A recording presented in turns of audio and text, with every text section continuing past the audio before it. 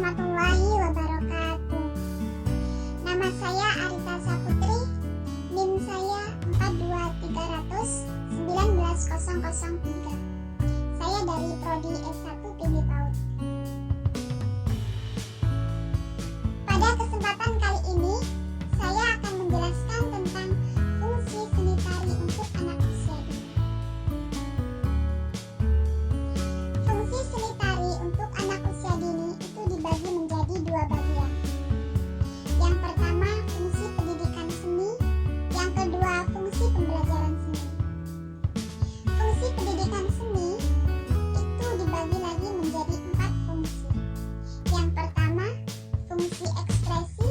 Yang kedua, fungsi komunikasi. Yang ketiga, fungsi pengembangan bakat. Dan yang keempat, fungsi kreativitas.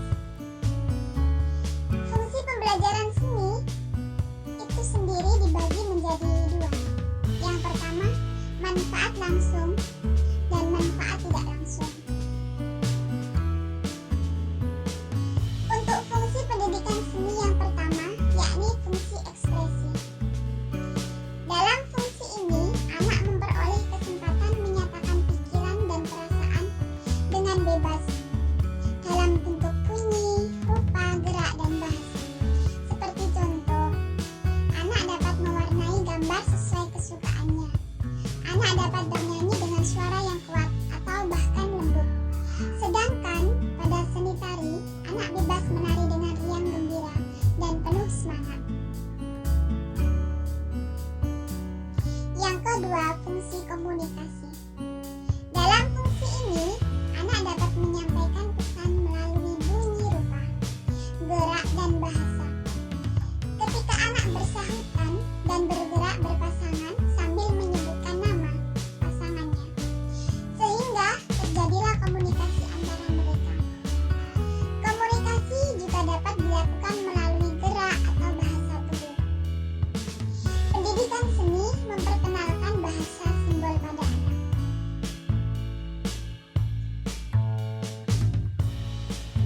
Yang ketiga, yakni fungsi pengembangan bakat. Setiap anak yang lahir memiliki kemampuan yang dibawa sejak lahir. Ada anak yang dengan mudah mampu berbicara dengan benar dan tepat. Ada anak yang pandai dalam gerak, dan ada juga anak yang pandai melakukan gerak sesuai irama, walaupun belum dapat bernyanyi. Itulah macam-macam pengembangan bakat yang dimiliki oleh anak usia dini. Yang keempat, yakni fungsi kreativitas. Perlu diingat, kreatif tidak hanya mencipta dari tidak ada menjadi ada, tetapi mengubah yang telah ada, yang berarti membuat model baru dari yang lama. Ciri-ciri anak yang kreatif: pertama, mengemukakan gagasan sendiri. Yang kedua, memecahkan masalah sendiri.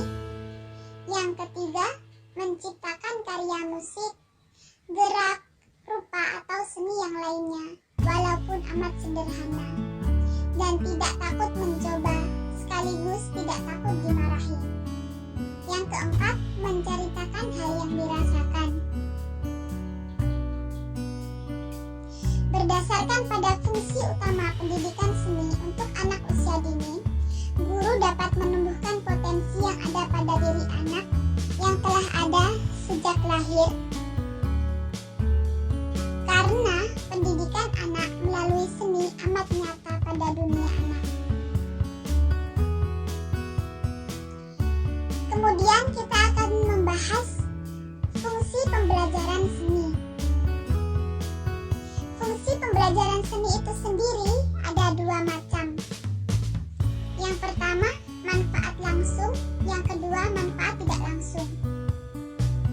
Manfaat langsung memiliki atau terdiri dari 4 media. Yang pertama, media ekspresi. Yang kedua, media komunikasi. Yang ketiga, media bermain. Dan yang keempat, media pengembangan bakat. Untuk fungsi yang kedua, yakni manfaat tidak langsung. Manfaat tidak langsung atau media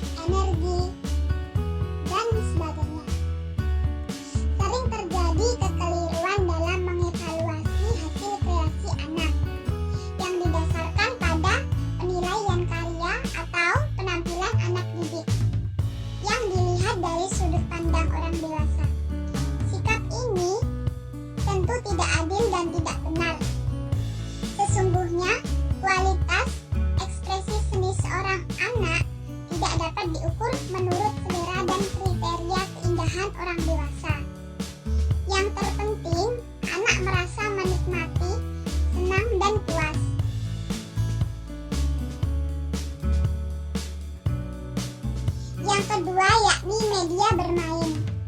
Bermain menurut Elizabeth Hurlock tahun 1991 merupakan kegiatan yang dilakukan untuk mendapatkan kesenangan tanpa memperhitungkan hasil akhirnya. Bermain dilakukan dengan sukarela.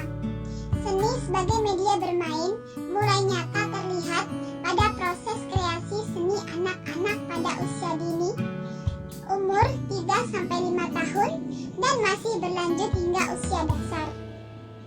Aktivitas bermain dalam seni rupa pada anak usia dini dapat berupa kegiatan bermain peran. Dalam sandiwara boneka kertas, hasil kreasi anak-anak sendiri. Yang ketiga yakni media komunikasi. Seni sebagai media komunikasi menempatkan seni berfungsi sebagai sarana atau cara untuk berhubungan dengan orang lain. Seni sebagai media komunikasi menempatkan orang lain menjadi unsur yang terpenting dalam memaknai dan memahami pesan yang disampaikan dalam seni. Isi pesan dalam ungkapan seni anak dapat dipahami dari gagasan dan tema atau judul yang terefleksikan melalui unsur-unsur seni yang membentuk simbol-simbol bermakna sesuai dengan persepsi anak.